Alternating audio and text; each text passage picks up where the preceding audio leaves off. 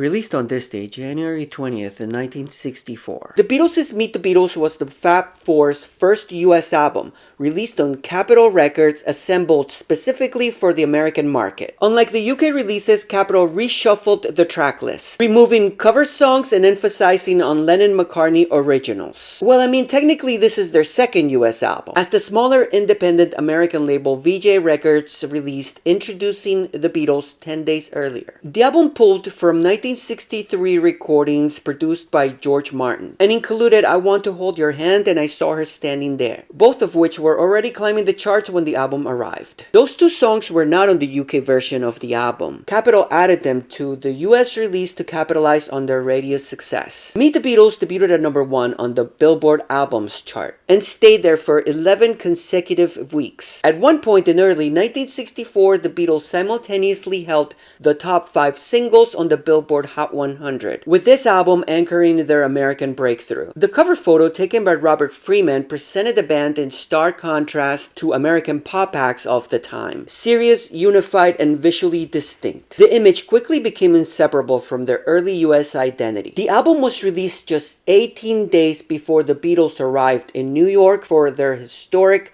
first appearance on The Ed Sullivan Show on February 9th, 1964, fueling the immediate frenzy of Beatlemania. By early 1964, Meet the Beatles became the album which, through millions of American listeners, first encountered the band, setting the template for how British rock and roll would be introduced, marketed, and absorbed in the US going forward. What's your favorite track? I wanna hold you.